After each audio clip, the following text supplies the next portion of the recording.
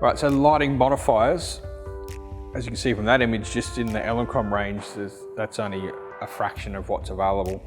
One of the most common beginner photographers getting into studio is going to be the umbrella. So this is a what we call a shoot-through umbrella or a translucent umbrella. So it's designed for the studio flash to be mounted like this, and then the light goes through it and falls onto the subject. So that's going to diffuse the light, spread it out, make a nice soft sort of light. The other option is to bounce it, and again, flash mounted here, bouncing in. Usually it's got a black cover on the outside and maybe a white or silver surface on the inside. It's actually you're gonna get a better, softer light using a shoot through, because you can physically get it a bit closer to the subject. With the bounce, it's positioned kind of out there.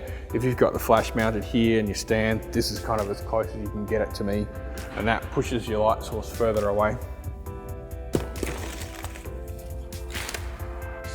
So there's your kind of two options on how they're set up, shoot through and your bounce.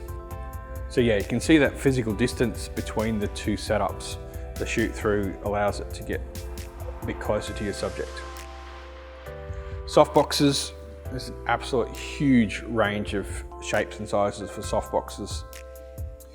And I guess what you need to decide on when you're choosing a softbox is, what you want to light, whether you're wanting to light a huge area, whether you want really, really soft light, or whether you want it to be a bit more directional. So this softbox here is typical of what you get in a standard sort of kit. It's a lightweight softbox, and it's got just that one layer of diffusion on the front. So in this case, there's no option for an internal diffusion layer. So this is kind of the cheaper end of the scale. So if you buy a 2-head kit, more than likely you'll get a couple of these, or you get one of these in an umbrella. And for most applications, they're going to do a good job for a home sort of studio.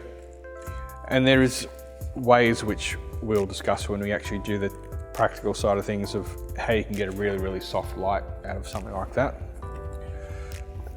And then of course, different sizes and different shapes as well. So this is your typical kind of rectangular softbox. The bigger the softbox, the softer the light's going to be. And those that upper end of the softbox range, you're getting a second diffusion panel in the center as well, which really helps soften the light. So most softboxes are designed to be for the flash to be mounted on the back, and you shoot the light through. And as I was talking about before, the light bounces around inside before it goes out through the front panel. But there are actually some softboxes designed for the flash to be mounted inside the softbox, and it physically, so imagine it inside, it's mounted in there like that, and it's bouncing into the back of the softbox. That increases the spread of light and the bounce around inside even more, and creates a softer light again, similar to the way a bounce umbrella works. And you can actually get some pretty massive umbrellas that work as a very inexpensive, massive softbox. So for a couple of $100, $250, $300, you can get 165 centimeter diameter umbrella with a diffusion cover over the front, and that can act as a massive big softbox. So some softboxes have a grid option, and the grid is going to help control where that light's spilling. These are reflectors, different shapes and sizes with different options for grids as well. So again, that just helps control that spread of light. So for this type of thing, there's no diffusion, so it's a hard light, so you get deep shadows with it. And those grids are generally available in different depths as well, so that they can actually change the spread of the light. And we'll have a bit of a look at that in our lighting setup later on.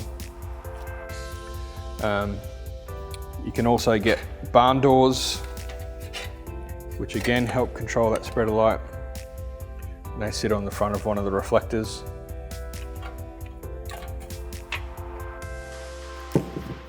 And then if you want a really, really narrow spread of light, you've got snoots.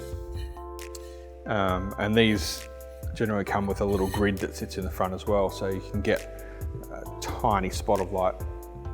One of the other more common types of modifiers is the beauty dish. Elinchrom call it a Softlite reflector. And as you can see from the little diagram, they've got a thing mounted in the center. So the flash is mounted on the back, it shines through the hole, hits that little deflector, and then back into the actual bowl of the dish, and that helps soften the light before it spreads out the front. And you can get those with grids on the front as well. Traditionally, they've been like a hard metal construction, like a big reflector, but you can now get soft beauty dishes, which is essentially what this is. It's got a little piece that mounts in the center there, which acts as a deflector. So the light comes through the back, hits that little piece, bounces back into the main area before it comes out the front. And the other common type of accessory in the studio, or for any type of lighting really, is a reflector, diffusers and absorbers. So sometimes actually I'll just make mention of, this is called a reflector and one of those is called a reflector. So it's the same term used for two very, very different applications, very different things. Another term for this though is a spill kill. So it kills the spill of the light going everywhere. But yeah, commonly used as a reflector, or the term being used as a reflector. These kind of reflectors are designed to bounce light. So you can use them with a single flash and use the reflector as a bounce in for a bit of fill light, so fill in the shadows a little bit. You can also use an absorber, which is a black panel, to actually take light away. If you're wanting more contrast, you want deeper shadows, that's where you would use a black absorber. And the other version of that is a diffuser, which is essentially just like that sort of material. It's going to soften the spread of the light. And typically, when you buy one of these, you get all of them as a one kit. So you get a frame with a diffuser on it, and then you get a cover, which is usually reversible, with white, silver, gold, and black. So you can change it all around. I typically only ever use them as a diffuser, as a white reflector, or as an absorber. I find that the gold is too warm for any practical application. Some people may like it for shooting outdoors and adding a real warm glow to the skin, but I just find it a bit overpowering. And the silver reflector is just a little bit too harsh. The white gives a nice soft bounce, whereas the silver can actually still give you a little bit of specular highlight bouncing as well. So it can create shadows on its own, which is 9 times out of 10 not what you want to do. You're trying to fill in shadows and take away that harshness, so you don't want to create secondary shadows with your reflector.